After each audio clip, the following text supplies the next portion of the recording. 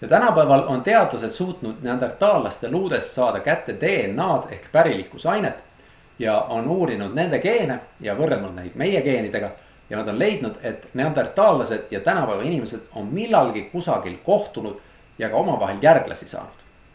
See käis ilmselt niimoodi, et neandertaallastest mehed kas vägivaldselt või äkki ka rahumeelselt said järglasi homo sapiensi naistega ja siis tuli segavereline laps.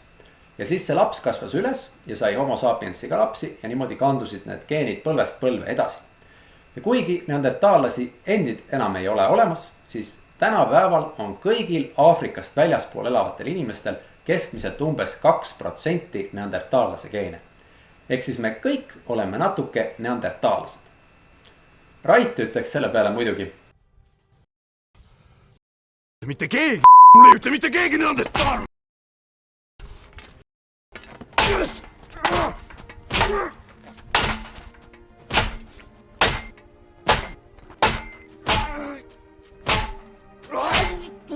Mulle ei ütle mitte keegi ei ütle mulle neandertaal!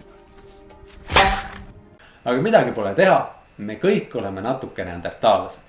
Kõige huvitavam küsimus on muidugi see, et mis juhtuks, kui neandertaallane kloonida.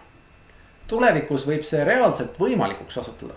Ja me võiksime teha näiteks eksperimendi, et kloonime neandertaallase ja paneme ta ühte perre elama ja vaatame, kui erinevaks ta meist kasvab.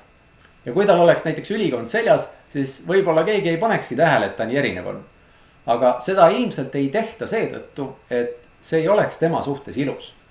Kui ta suuremaks kasvab, siis ta saaks aru, et ta on mingi teadlaste eksperiment, mingi Frankenstein ja et kõik vahivad teda ja tal oleks pigem kurb elu, eks ole.